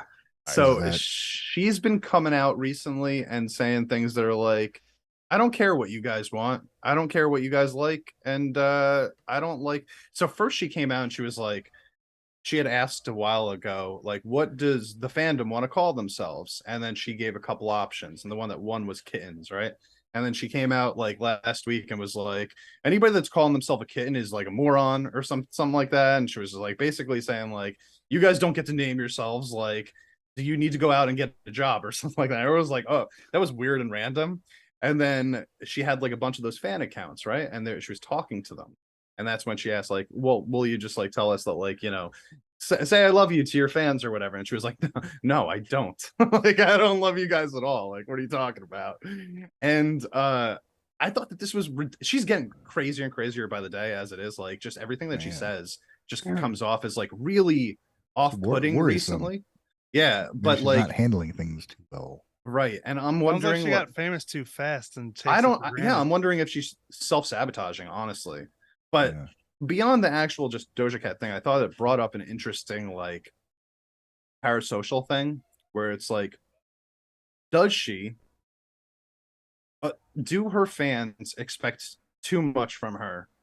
In the sense that if she just wants to be an artist and go out there and make music and that's all she wants out of it, let's say like Nirvana style, right? Kurt Cobain style.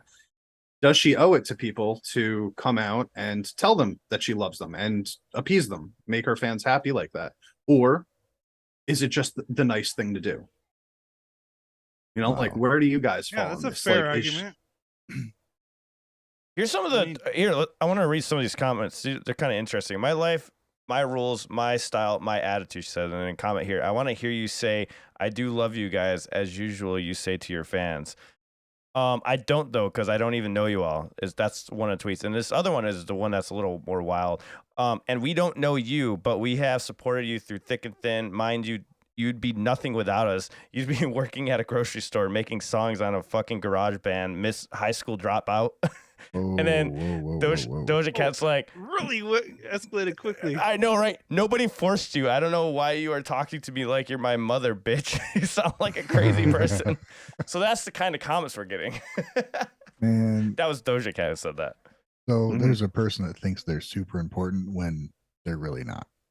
Like, Yeah. which one? Doja Cat or the ones one who's that's saying, talking? without us, you wouldn't even be anything. It's like, no, you think without you, because you want to be important in her eyes. You think you're so important, but honestly, you're not. Like, Yeah.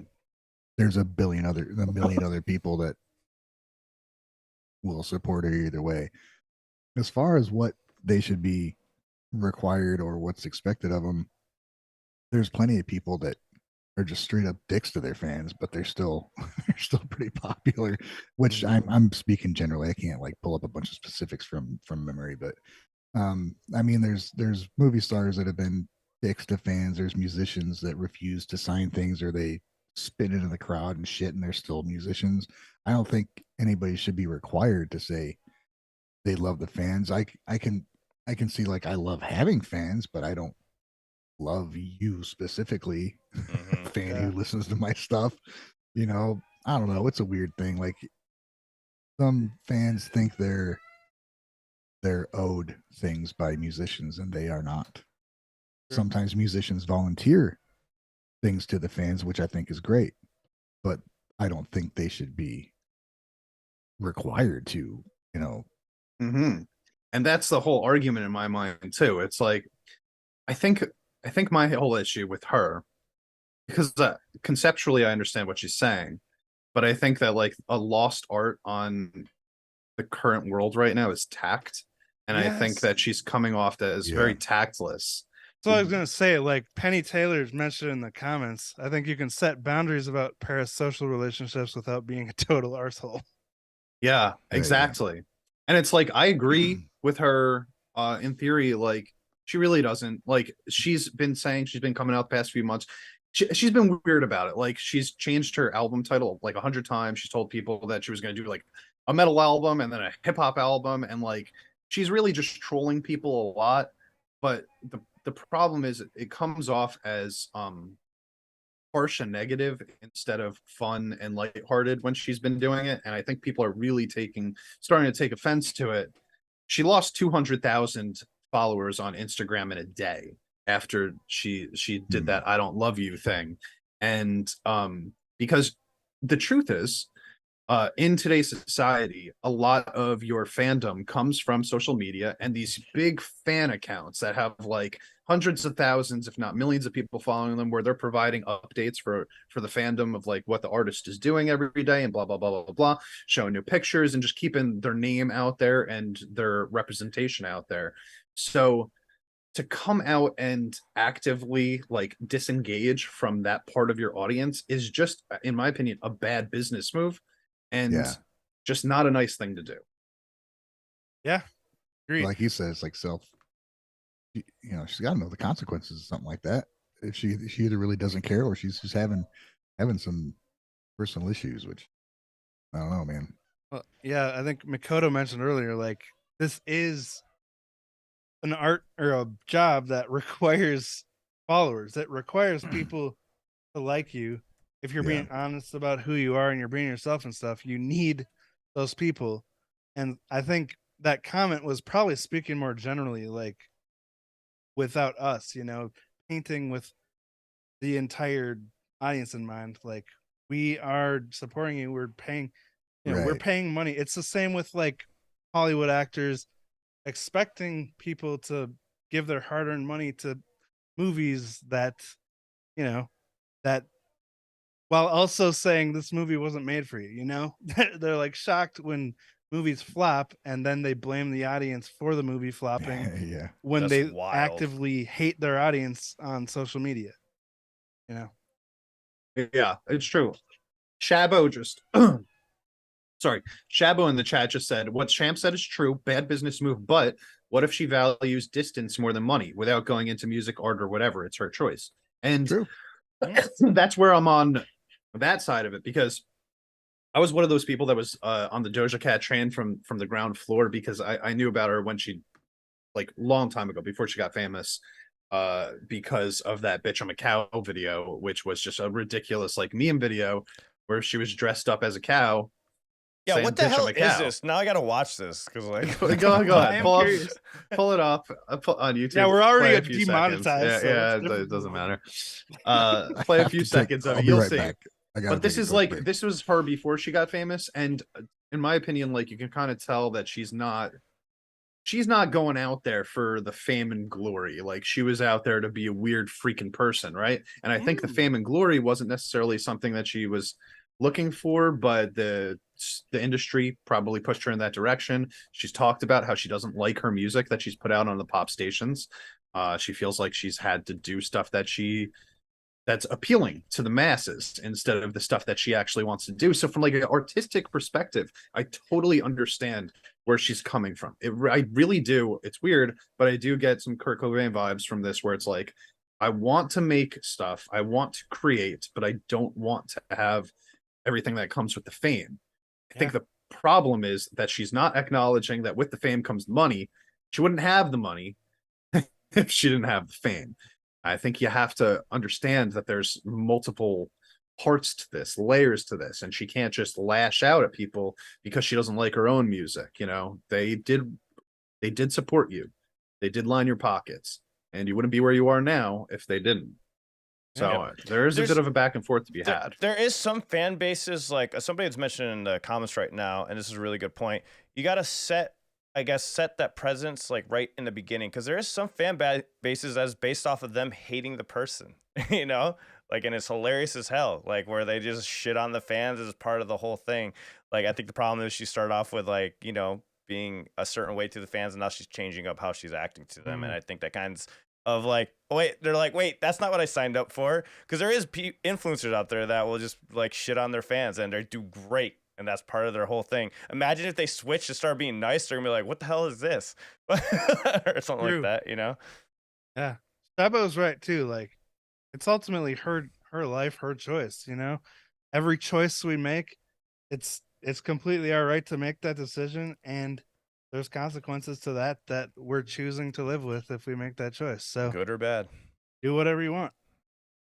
Yeah, and that's like but you have to be able to acknowledge the consequences of doing it like that. True. If you're going to be completely personalized with your creations and you still want them to be out in public, then you have to understand people are going to criticize your decision making. Penny said it perfectly. Penny said, you can just say nothing. Maybe that would be the best for her.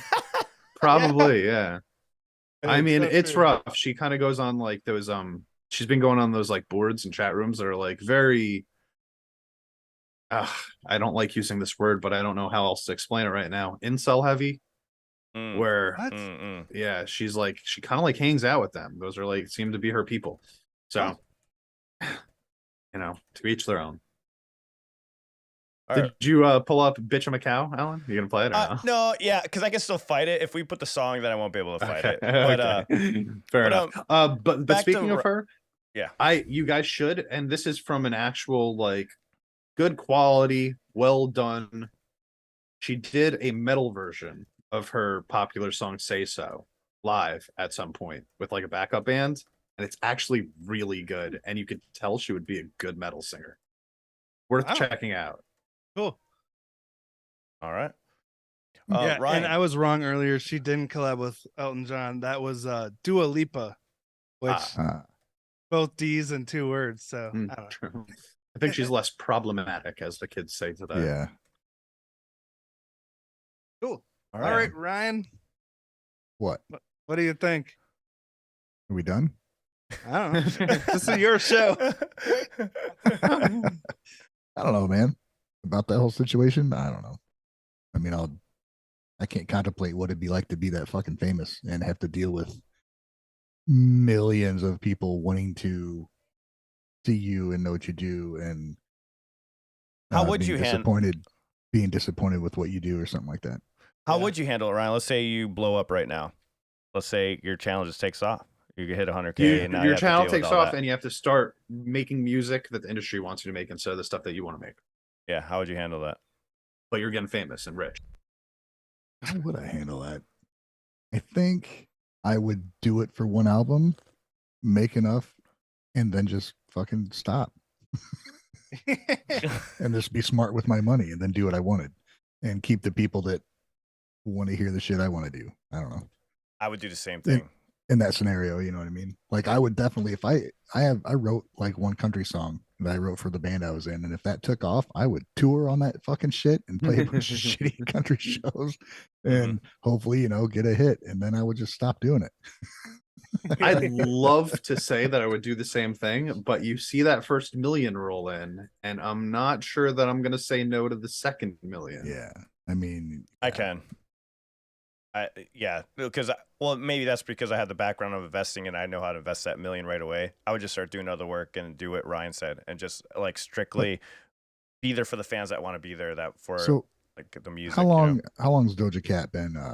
I mean, famous? Like famous, like well known. Probably about 3 or 4 years. That's not. He was born in 1995, so good lord, just a baby. Superstar. Well, when did Say So came out? When Say So came out, that's when she blew up all over. 2012 is when she started and got a. Oh wait, Doja Cat, Say So. That's her biggest song, and it came out in 2019. That was like her breakout. So what are we seeing? Are we seeing the difference between American Superstar and like K-pop superstar, where it's like internalized and we, you know, like it, maybe I'm way off on that, but there's pressures to do certain things in the industry, and there it's a whole different scene to where you can be super famous and you don't have a choice what you fucking do, and it pushes some people to like suicide and just wanting to do everything. Everybody's leaving. What the fuck's going on? No. Was I that far off? I just pissed off champ. Dude. But then you get like this woman who's been famous for a few years and maybe feeling the same pressure, but she has a voice where she can be like, fuck you guys. Yeah. Or, you know, I don't know. I mean, maybe it's just a difference in origination of where it came from. I don't know. You know, you're super famous for a while, and I can't see turning on, like, just turning on fans. I don't get that. That's the weird part, is they are her fans that support her. Like, if she felt that way, maybe it's just best, like someone mentioned earlier, just stay silent or don't read your comments. You know, if you're in a mood where you can't help but respond. I know, because I've made the same mistake of responding to comments on YouTube that triggered me a little bit, you know, and then I regret it later. I should just ignore it. Maybe I wonder if her musical direction changes drastically if maybe she wasn't happy with what she was doing. But if she was happy with what she was doing, then why? Yeah, I don't know. Well, maybe I think that video you guys just mentioned about, maybe like she's just, if she got famous off of something like that, you guys said it was very meme worthy, maybe that kind of bothered her that she got famous that way.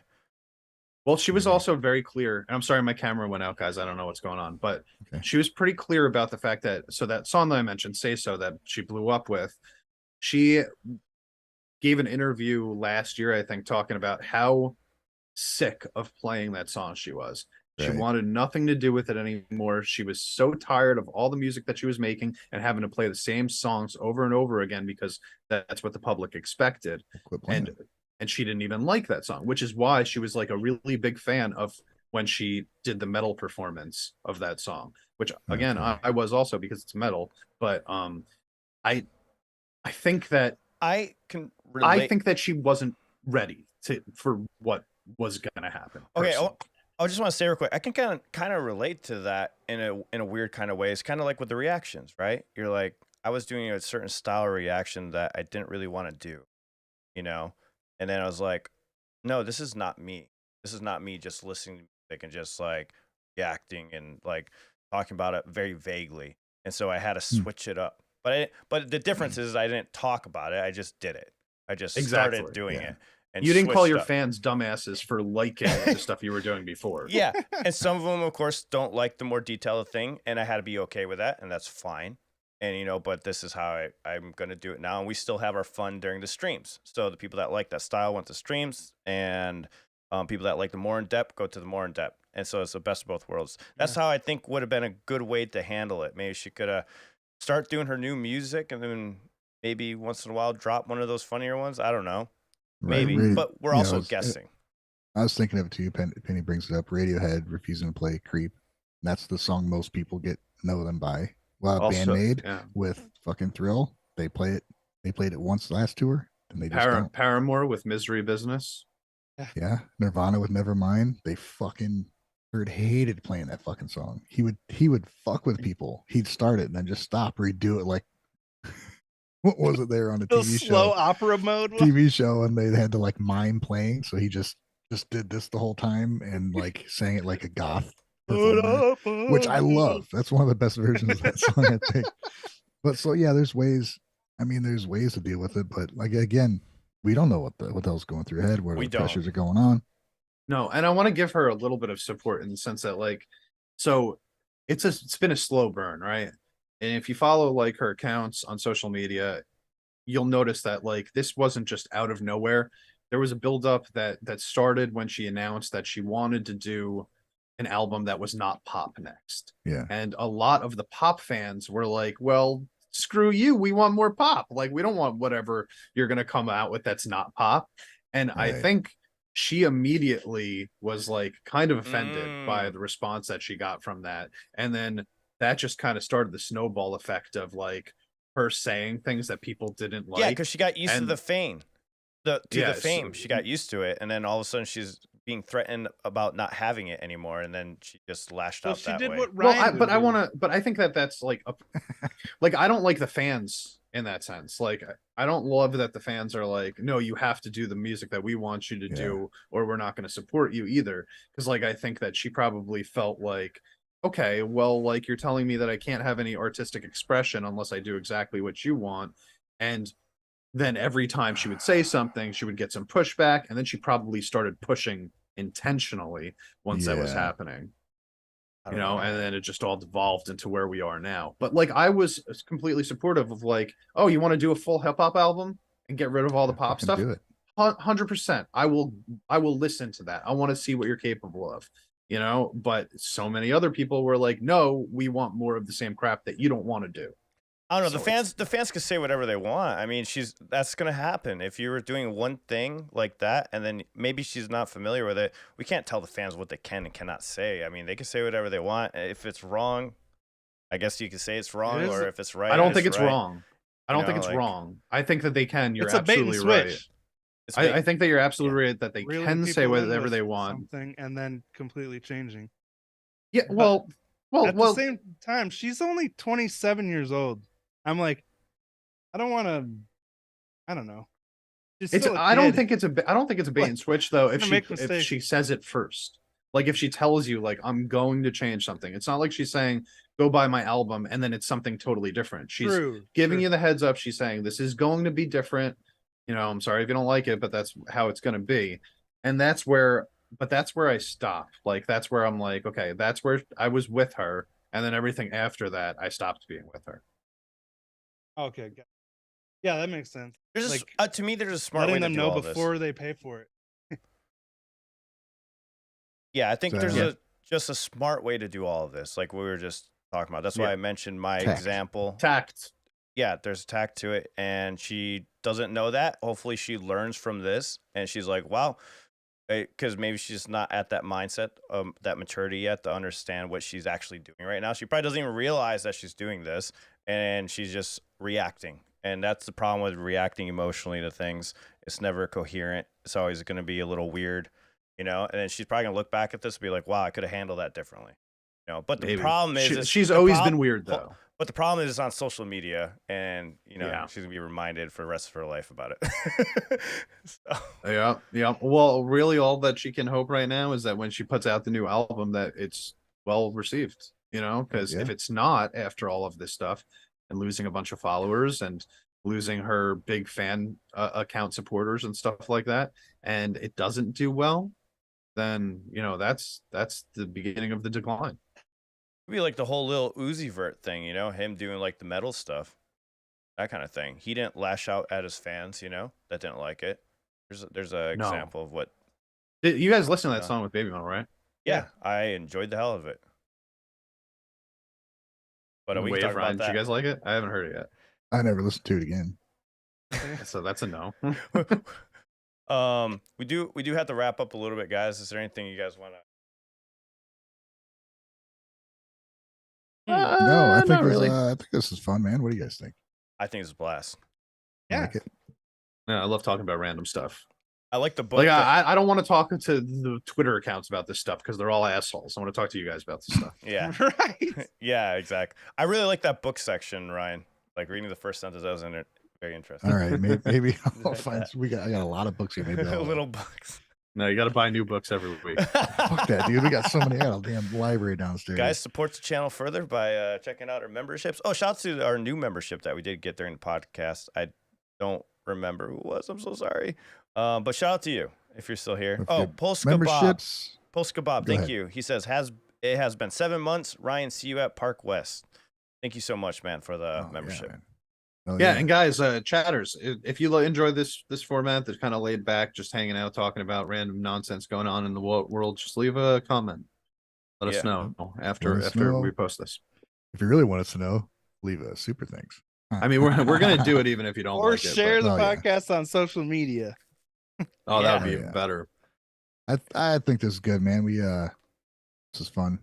A lot of activity in the chat too. Yeah, thank you guys so much for being here for this Thomas. random. We Heat love dorks. you. I love you, Thomas. Heat dorks. No Wait, comment. did you say that? Wait, see, with us, we can have 4 different Heat dorks. I'm personalities. sorry. We can do 4 different personalities. So who wants to be the hate No the fans comment. person? I'm the no comment guy. Okay, Champs, I no don't know comment. you. No face, the no fifth. comment. You don't know me. Okay, Ryan's the hate Ryan's guy. Doja Cat. I love that you're here. I love that you're here. I'll put it that way. Oh, Penny Thank Taylor, you, Penny thank Taylor. you. Penny. Appreciate it. Thank you so much Thank for you. the Glad super you chat. enjoyed this. Much Thank love, you for Penny. all your great comments. Yeah. Interesting ideas. Penny's the best. She always comes to my streams too. She's awesome. Oh, nice. Thank you so much, Penny. We appreciate it. Well, we're doing this every Tuesday. Looks like probably every Tuesday morning. Probably every Tuesday morning. So we'll look for you guys next week. And also, we do Japanese music news every single Sunday at the same time, 12 p.m. Yeah, Mountain Standard Time. nothing's changed about the Sunday show. Yep. We'll still be there. So if you came here for the Japanese news and you ended up staying for our bullshit, we appreciate Awesome. it. And don't worry, that show's still going to be here Sunday. It'll Thanks, still be everybody. just full of BS. Yeah. All right. I guess we'll try and be here next week if I don't get in trouble for talking for Over all she's trying to say. She'd probably Over be the in here ledge. by now, right? I mean, she would have yelled at you already. Dude, she would have shut stormed up. in. Yeah, maybe. All right. All right. Guys. Thank you so Adios, much. guys. See you. It's out.